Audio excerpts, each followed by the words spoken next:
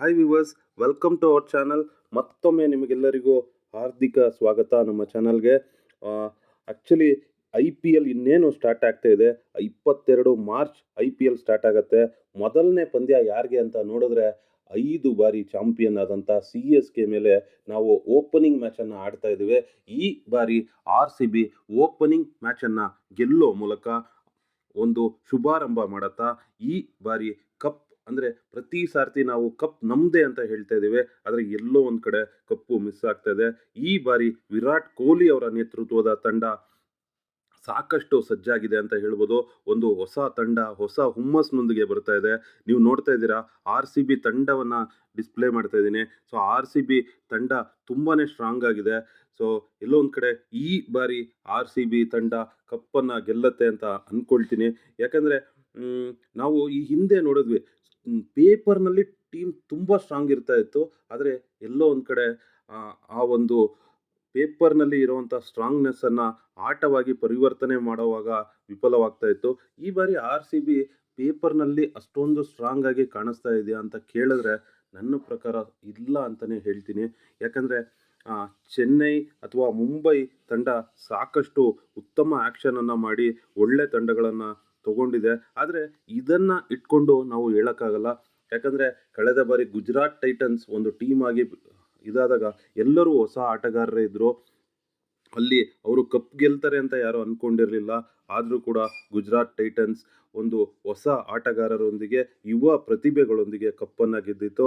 ಅದೇ ರೀತಿ ಈ ಬಾರಿ RCB ಒಂದು ಮಿರಾಕಲನ್ನು ಮಾಡಿ ತೋರಿಸುತ್ತೆ ಅಂತ ಅಂದ್ಕೊಳ್ತೀನಿ.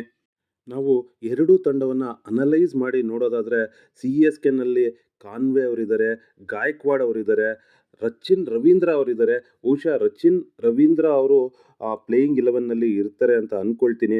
ರಚಿನ್ ರವೀಂದ್ರ ಅವರು CSK ಮಟ್ಟಿಗೆ ಸೂಪರ್ ಬೈ, ಕಮ್ಮಿ ರೇಟ್ನಲ್ಲಿ ಅವರನ್ನು ಬಿಡ್ ಮಾಡಿತ್ತು CSK. ಅವರು ಧೋನಿ ಅವರ ಒಂದು ಆಸೆ ಆಕಾಂಕ್ಷೆಗಳನ್ನು ಈಡೇರಿಸ್ತಾರ ನೋಡಬೇಕಾಗಿದೆ. ರವೀಂದ್ರ ಅವರನ್ನು RCB ಕೂಡ ಬಿಡ್ ಮಾಡ್ಬೋದಾಗಿತ್ತು, ಆದರೆ RCB ರಚಿನ್ ರವೀಂದ್ರ ಅವರನ್ನು ಬಿಡ್ ಮಾಡಲಿಲ್ಲ. ಹಾಗೆ ಮೊಯಿನ್ ಅಲಿ ಅವರು ಕೂಡ ಪ್ಲೇಯಿಂಗ್ 11ನಲ್ಲಿ ಇರ್ತಾರೆ ಅಂತಾನೆ ಅಂದ್ಕೊಳ್ತೀನಿ. ಶಿವಮ್ ದುಬೆ ಅವರಿದ್ದಾರೆ, ಮಹೇಂದ್ರ ಸಿಂಗ್ ಧೋನಿ ಅವರಿದ್ದಾರೆ. ಆ್ಯಕ್ಚುಲಿ ನಾವು ನೋಡಿದ್ದೀವಿ, CSK ಈಗಾಗಲೇ 5 ಬಾರಿ ಒಂದು ಕಪ್ಪನ್ನು ಗೆದ್ದಿದೆ.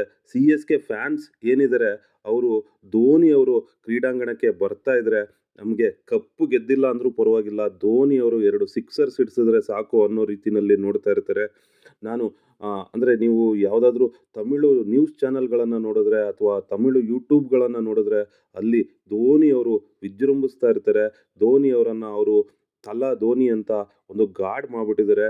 ಸೊ ಹೇಗೆ ಸಚಿನ್ ಅವರು ಭಾರತ ಕ್ರಿಕೆಟ್ನ ಗಾಡ್, ಆ ಥರ CSKಗೆ ದೇವರು ಅಂದರೆ ಅದು ಧೋನಿ ಅವರೇ. ಒಂದು ವಿಪರ್ಯಾಸ ಏನಂತಂದರೆ, ಜಡೇಜಾ ಅವರು ಔಟ್ ಆಗಿ ಹೊರಗಡೆ ಬರ್ತಾ ಇರ್ತಾರೆ. ಆಗ ಇಡೀ ಚೆನ್ನೈ ಚೆಪಾಕ್ ಕ್ರೀಡಾಂಗಣ ಏನಿದೆ ಅದು ಧೋನಿ ಧೋನಿ ಅಂತ ಕೂಗ್ತಾ ಇರತ್ತೆ, ಚಪ್ಪಾಳೆ ಹೊಡಿತಾ ಇರ್ತಾರೆ, ಶಿಳ್ಳೆ ಹೊಡಿತಾ ಇರ್ತಾರೆ. ಒಂದು ಕಡೆ ಜಡೇಜಾ ಅವರು ಕೂಡ ಹೇಳಿದರು, ಸಿಕ್ಕಾಪಟ್ಟೆ ನೋವಾಗತ್ತೆ ಈ ರೀತಿ ಆದಾಗ ಅಂತ. ನಾನು ಔಟ್ ಆಗಿ ಹೊರಗಡೆ ಬರ್ತಾ ಇರ್ತೀನಿ, ಆಗ ಇಡೀ ಕ್ರೀಡಾಂಗಣ, ಇಡೀ ಮೈದಾನ, ಚೆಪಾಕ್ ಕ್ರೀಡಾಂಗಣ ಏನಿದೆ ಅದು ಸಂತೋಷದಲ್ಲಿ ಮುಳುಗಿರುತ್ತೆ, ಒಂದು ವಿಜೃಂಭಣೆಯನ್ನು ಆಚರಿಸ್ತಾ ಇರುತ್ತೆ, ಹಬ್ಬದ ರೀತಿಯ ವಾತಾವರಣ ಇರುತ್ತೆ. ಜಡೇಜಾ ಅವರ ವೈಫ್ ಕೂಡ ಈ ಬಗ್ಗೆ ಒಂದು ಟ್ವೀಟನ್ನು ಹಾಕಿದ್ರು. ಸೊ ಜಡೇಜಾ ಔಟ್ ಆಗಿ ಬರ್ತಾ ಇರೋವಾಗ ಈ ರೀತಿ ಒಂದು ಸಂಭ್ರಮಣೆಯನ್ನು ಮಾಡೋದೇನಿದೆ ಅಲ್ಲ, ಅದು ಅಷ್ಟು ಸರಿ ಅನಿಸಲ್ಲ. ಅಟ್ಲೀಸ್ಟ್ ಅವರು ಹೊರಗಡೆ ಬಂದ ನಂತರ ನೀವು ಧೋನಿ ಅವರು ಕ್ರೀಡಾಂಗಣಕ್ಕೆ ಬಂದ ಮೇಲೆ ಆ ಸೆಲೆಬ್ರೇಷನ್ನ ಮಾಡ್ಬೋದು ಅನ್ನೋ ರೀತಿಯಲ್ಲಿ ಒಂದು ಇಂಟರ್ವ್ಯೂನಲ್ಲಿ ಹೇಳಿದರು. ಆದರೆ ಅವರು ಕೂಡ ಒಪ್ಕೊಳ್ತಾರೆ. ಜಡೇಜಾ ಮತ್ತು ಜಡೇಜಾ ಅವರ ಪತ್ನಿ ಕೂಡ ಧೋನಿ ಅವರ ಬಿಗ್ ಫ್ಯಾನ್ಸ್ ಅಂತಲೇ ಹೇಳ್ಬೋದು. ಆದರೂ ಕೂಡ ಅವರು ಔಟ್ ಆಗಿ ಹೊರಗಡೆ ಬರೋವಾಗ ಈ ರೀತಿ ಮಾಡೋದು ಸ್ವಲ್ಪ ಮುಜುಗರ ಅನಿಸುತ್ತೆ ಜಡೇಜಾ ಅವರಿಗೆ.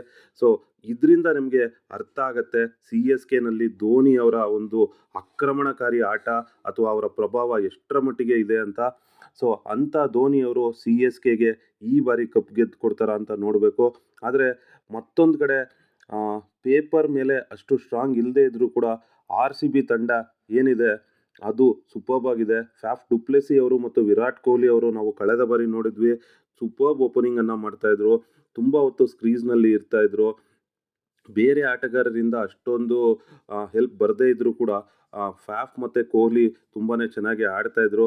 ಈ ಬಾರಿ ನೋಡಬೇಕು, ದಿನೇಶ್ ಕಾರ್ತಿಕ್ ಅವರಿಗೆ ಇದು ಕಡೆಯ IPL ಅಂತ ಅಂದ್ಕೊಳ್ತೀನಿ. ಈಗಾಗಲೇ ದಿನೇಶ್ ಕಾರ್ತಿಕ್ ಅವರು ಹೇಳಿದ್ದಾರೆ, ನೆಕ್ಸ್ಟ್ IPLನಲ್ಲಿ ಆಡೋದು ಡೌಟ್ ಅಂತ. ಆ್ಯಕ್ಚುಲಿ ಅವರು ಅಂದರೆ ಅವರ ಗೊತ್ತಿರುವಂಥ ಸಾಕಷ್ಟು ಜನ ಮತ್ತು ಕ್ರಿಕ್ ಬ್ರಿಕ್ ಏನಿದೆ ಅದರಲ್ಲೂ ಕೂಡ ಹೇಳ್ತಾ ಇದ್ದಾರೆ ದಿನೇಶ್ ಕಾರ್ತಿಕ್ ಅವರಿಗೆ ಇದು ಕೊನೆಯ IPL ಅಂತ.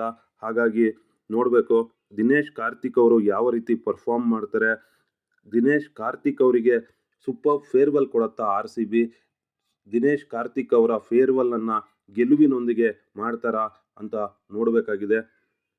ಆ ರೀತಿ ಒಂದು ಉತ್ತಮವಾದ ಫೇರ್ವೆಲ್ ದಿನೇಶ್ ಕಾರ್ತಿಕ್ ಅವರಿಗೆ ಸಿಗಲಿ ಅಂತ ನನ್ನ ಹಾರೈಕೆ ಕೂಡ.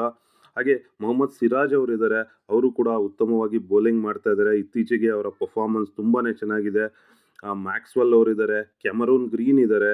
ಸೊ ಇವರೆಲ್ಲರೂ ಒಂದು ಉತ್ತಮವಾದಂಥ ಒಂದು ಆಟವನ್ನು ಆಡಿ RCBಯನ್ನು ಗೆಲುವಿನ ದಡಕ್ಕೆ ಸೇರಿಸ್ತಾರೆ ಅಂತ ಅಂದ್ಕೊಳ್ತೀನಿ. ಆ್ಯಕ್ಚುಲಿ ನಿಮ್ಮ ಅಭಿಪ್ರಾಯ ಏನು? RCBಯಲ್ಲಿ ಈ ಬಾರಿ ನಿಮ್ಮ ಫೇವ್ರೆಟ್ ಪ್ಲೇಯರ್ ಯಾರು RCBಯಲ್ಲಿ ಉತ್ತಮವಾದಂಥ ಒಂದು ಪರ್ಫಾರ್ಮೆನ್ಸನ್ನು ಕೊಡ್ತಾರೆ ಅಂತ ಅಂದ್ಕೊಂಡಿದ್ದೀರಾ ಅನ್ನೋದನ್ನು ಕಮೆಂಟ್ನಲ್ಲಿ ತಿಳಿಸಿ.